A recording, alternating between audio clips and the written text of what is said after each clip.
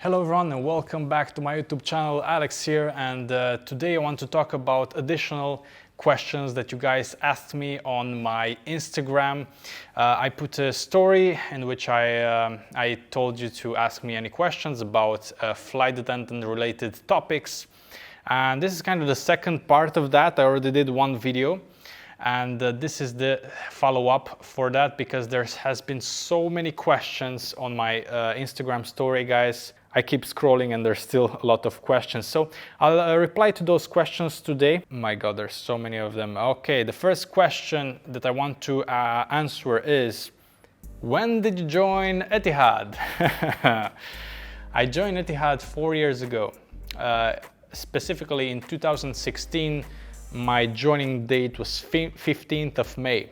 I remember coming in the airport in Abu Dhabi, and when the doors of the airport opened to go outside, I felt this huge wave of heat hitting me. You know, the weather in the summer months, man, it's quite hot. That was my first memory. All right, another question is your wife traveling with you in flight? Can she stay with you in the same room for the layover? Is it allowed? Very good question. So if you have relatives, or you know, you have a wife and so on and so forth joining you as a flight attendant, she's a passenger and she's joining you in a layover, right? Yes, you can. The simple answer for this is yes, you can. I mean, the layover hotels that we go in, you get one room and it's a double bedroom. So, you know, if somebody else wants to join, don't be naughty, but if somebody else wants to join, yes, it's completely possible. Some hotels ask for a fee if somebody else joins you, but no, generally it's fine. All right, happy belated birthday. Thank you so much. So my birthday was a few days ago. Actually, it was 1 week ago, 1 week plus ago. My birthday was on 8th of June. I'm officially 27 years old. Guys, yeah, I know there'll be a few happy birthdays in the comment section. I appreciate it already. Thank you so much. All right, another question. This is not flight attendant related, but sure, why not? What is your sign? So my sign is Gemini. The thing is with those signs and things, so I don't really get those things. I'm not a kind of a, hey, what's your sign kind of guy. I don't really care what signs you guys are. Like, I don't judge people according to their signs. If I meet somebody, because I see a lot of people, you know, hey, what sign are you? Oh, I'm this sign. Okay, then you are a bad person. Mate, you just met me. You know what's happening here? So no, I really don't care about signs. But if you do, you know, that's your thing. I personally believe that each one of us, each person is unique.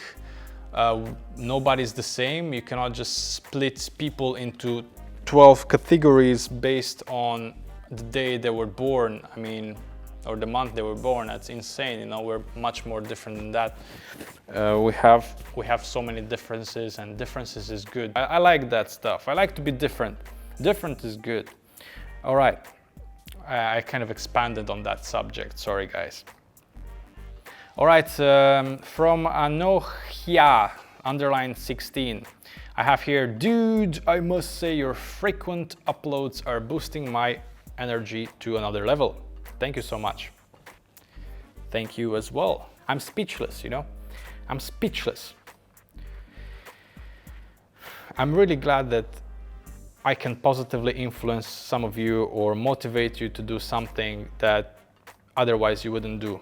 Like being interested in aviation, for example, or being interested in workouts, having a bigger bicep. Very important stuff. Anyway, I really like this one. This is a very good one, and it says like this: what are the job options in the industry after I retire from being a cabin crew member? You know, posting this story on Instagram and asking you guys for questions was a very good idea. I like this question so much. It's up to the point, very realistical. I always think about future, you know, like I always think about future and what I will do in 5 or 10 years. I think it's important that each one of us think that way, because nothing lasts forever. No job lasts forever, and this pandemic, this coronavirus situation, as you can see, proved that, you know, so many people losing their jobs in so many businesses around the world. So no job is forever, nothing is forever. You must adapt as a human being to a lot of things. Personally, after this job, I'll do probably one of the following things. I will become an air traffic controller. Sorry, I have to drink some water. Much better. The words have to flow, you know. So, air traffic controller, or I'll have a business. And when I say business, you know, there's a few options they have over there, especially in Romania, where I'm from. You know, Romania is a great place to invest right now. Another thing that I would like to have is several Airbnb kind of rentals. Like, I already own a property in Romania. I'll talk about it in a future video. I bought an apartment and I'm renting it. I think that's a very good thing that you can do, for example, as a cabin crew, buy a house or an apartment in your own country, and then, you know, make it work for you, right? Make the money work for you, rent it out, you earn some money, it's good, you know, it's good. So yeah, business, rentals, ATC, kind of those are my prospects for the future. Maybe, you know, doing YouTube videos like this also can be one thing in my life. You never know. That can expand, let's put it this way. So guys, always look toward the future, you know. Don't spend too much money on crap that you don't need. Don't spend too much money on useless things that, you know, you will not wear for, like clothes, you will not wear in the next month. If you dress with style. I'm not really a fashion type of dude. I like style more, you know, timeless things. Oh, I really like this one as well, from Mayoni. What's the strictest rule for flight attendants during the layover? Very good question. I love those questions, man, I swear to God. So, during the layover, basically you can do whatever you want, right? You're stationed in a place, you know, it's your business, it's your free time, mostly to sleep and relax. Those are the main things that you should do, right, during a layover. If you do some extra things, no, that's your business. But it's very important that, for example, there is one rule that 12 hours before departure, right, before departure from the hotel, you don't drink. And the reason for that is it might be in your system. We're often tested as cabin crew and pilots. We're often tested for alcoholic beverages, you know, in our system. We're tested for intoxication because when we go on the aircraft and operate the aircraft, I cannot have any kind of trace of alcohol in my blood system. If I'll have alcoholic drinks and I'm caught, then I'll get fired. Simple as that. Simple as that. And I totally agree with this. I mean, for example, I'm responsible for other people's health and safety, right? As a cabin crew. That means that, you know, I must not let any kind of substance get in the way of my duties. Also, safety equipment. There's so many things that I have to focus at work. I have to keep in mind, and I cannot let outside, how to say, influences influence me. That sounded weird. Anyway, that answered your question. Next one. And it's a Romanian, Radu _itch. Când crezi că o să fie totul ca înainte de aviație? That means, when do you think everything will be as it was before this pandemic, you know, like in aviation? I don't know. This whole situation, the economic impact of what happened, the economic impact of the pandemic, it might take years to recover, right? Personally, it's just my personal opinion. I think it will last at least 1.5 years, 2 years until we're back at, let's say, 2018 or 19 levels. You know what? Maybe even more, 2 or 3 years, I would say. It's hard to recover from such a thing, you know? people are not working, everybody's grounded, everybody's in forced vacation kind of thing, you know. I'm not talking about aviation, but everything across the globe, right? It's people working from home. Come on, that's not a way to sustain an economy. So yeah, it will take some time until we recover. Definitely. Next question, let's see, we have Krish. Did I pronounce that correctly? How frequently do you see male crew who pass the height requirement but aren't tall? As I said before, the height requirement is 2012 centimeters with your hand elevated and on your tiptoes. It's applied for both male and female, so it doesn't really matter. Usually 100% of guys pass it. All right, another good question from Yes You Can 94. I like that Instagram name. Yes You Can 94. And it says like this: have you ever presented the pre-takeoff safety instructions? And by this, I probably think you mean safety demo. Have I made a safety demo ever? And the answer is yes, because in our aircrafts we have the in-flight entertainment system, right? The screens.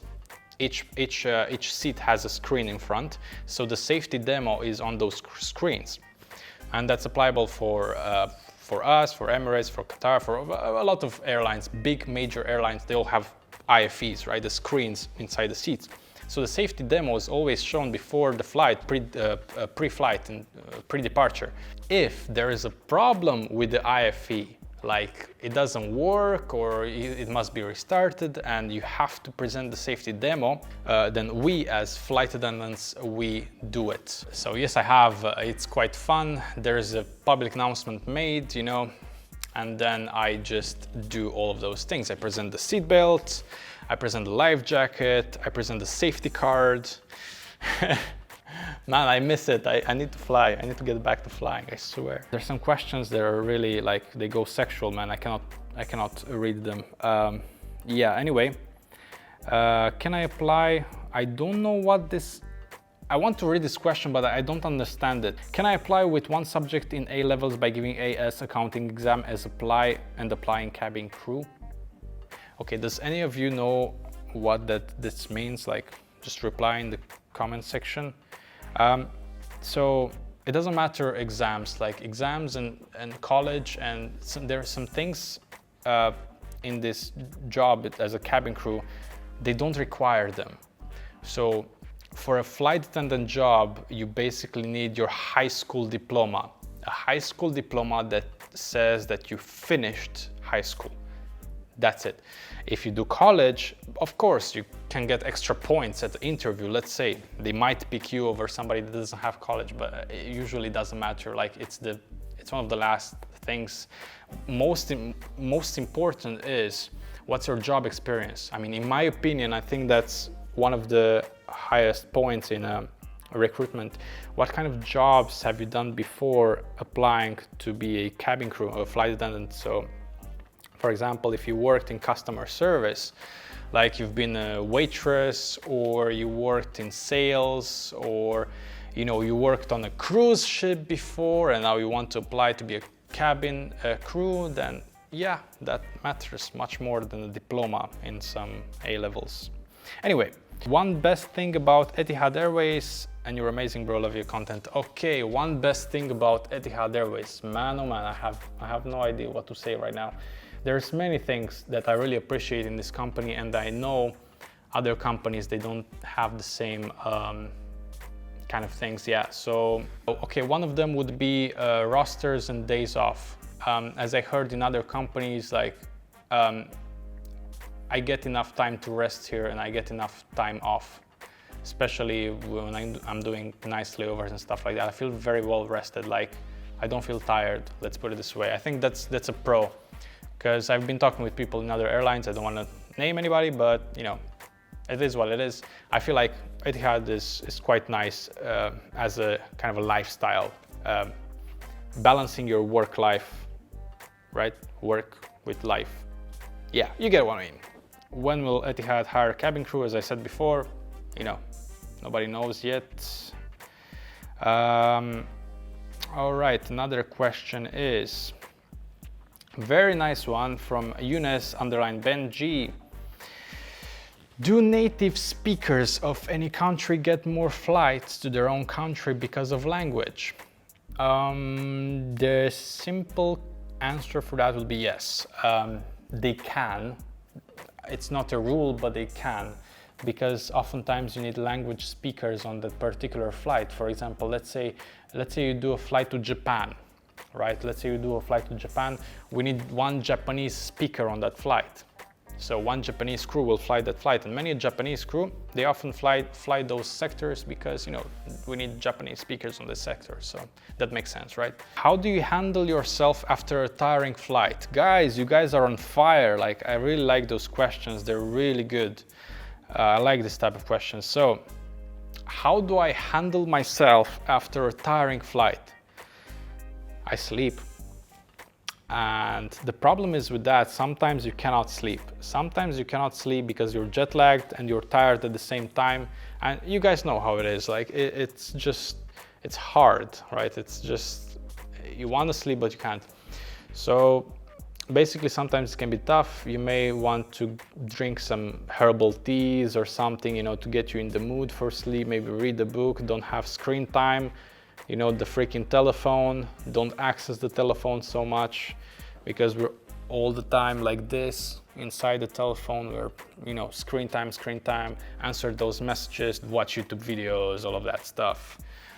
So we should kind of let that go, especially before sleep. So yeah, I try to get as much sleep as I can, especially when I'm flying, and especially before a flight. Let's say even if it's not nighttime and I have a long flight ahead, I'll try to nap. It's very important. But yeah, after the flight, usually I sleep very, very well. How was the training in Etihad College? It was very nice. I really enjoyed it. It wasn't hard by any means. Like, if you're good in college and high school, you will be good in Etihad training, for example, at least at the theoretical part. It's not very hard to learn. It's exciting, it's fun, you know, you can get the information well in your head, and the trainers are very good. Our training lasts about 6 weeks, so that's the time. It was really nice. All right, one more question. Hello, is there a limit age for being hired by Etihad? It's a girl asking me. She says she's 31. Daniela. That's a very good question. The answer is no. There is no official age limit for airlines. Are you part? Are you part of the Mile High Club? Guys, if you don't know what's the Mile High Club, you should definitely Google that. Just Google it. You know, that's it. The answer from my side is no, I am not part of it. Hey, I must be professional. Like, this YouTube channel is quite professional, as you can see. We're talking about real subjects here and stuff like that. And I try to keep things professional, right? Hey, don't push my limits, please. Your Insta profile is awesome. I have nothing to ask. That's very cute. Thank you, appreciate it. Yeah, for those of you that don't follow my Instagram yet, it's alexandergeorg93 all together. There's also a link in the description down below. Another good question. During recruitment for cabin crew, is there any preference given to girls as compared to boys? A very good question. It's 2020 and everybody fights for equal rights and all of that. So you're basically asking, are we discriminated as guys? I personally think that it's not the case. I don't think so. And the reason is why are there so many girls working as a flight attendant compared to guys? Well, because more girls present themselves as the interview. Simple as that. When I go to an interview as a flight attendant, there's like 10 guys and 100 girls maybe, you know? Oftentimes there are more girls in those interviews than guys, so it's a natural thing, you know, more girls will be hired. All right, another question. Which part during the flight do you enjoy most? From Shakir.Lewis. Which no, I had something in mind. We're cabin crew. Sometimes we joke between each other. They say, "Oh, will be the landing." Yeah, I don't know. I can say a good flight makes a good flight, whatever part of the flight it is. It doesn't really matter. So yeah, the most important thing is to enjoy what you're doing, enjoy the flight, enjoy the communicating with your passengers, enjoy doing your duties, your safety duties, and so on and so forth.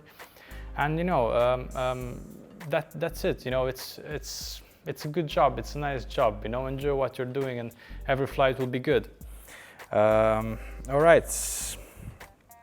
What does it take to be a first-class cabin crew?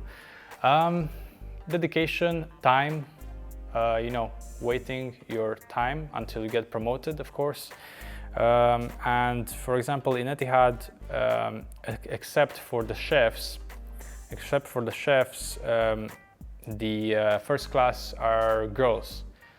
So there's a chef that's first class, and there's a flight attendant, but they're female, they're not male. So guys can promote to business class, and then usually they go for seniority. All right, your favorite layover, I talked about it. I think last video I said Melbourne, but also I can go for Japan, or a lot of places in Asia that I like as well. How old were you when you started flying? I was 23 years old. I was 22 when I arrived in Abu Dhabi, and during training I turned 23. So I started flying at 23 years of age. How much time you took to gain those muscles? Cityboy.txb, my fellow from Dubai, apparently.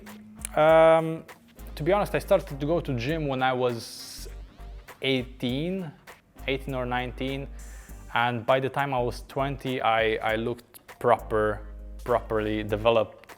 I had very good beginner gains. Like I was mad about gym. I was so much, but I had the background of athletics. I had the background of sports. Doing sports when you're young is so important. If any of you guys are parents already and you have a child or something, make your children do a sport. It teaches them discipline. It teaches them so much. It's so much value you can get out of a sport when you're a child.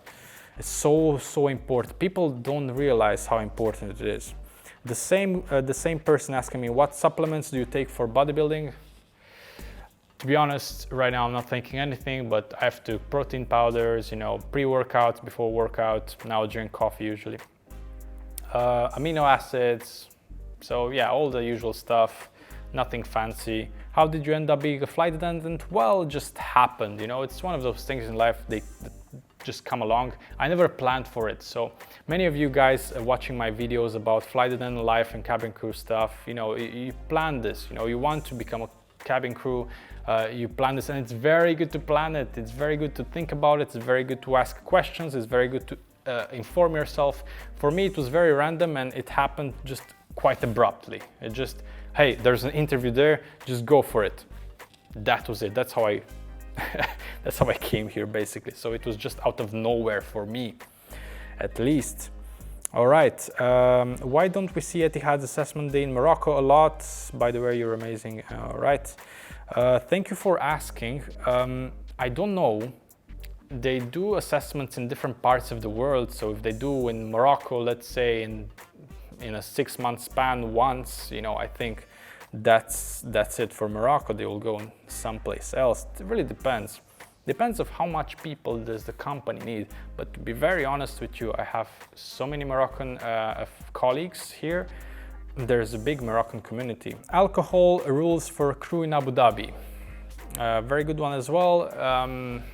You basically need a license to drink alcohol and to buy alcohol from liquor stores. I said this in a previous video.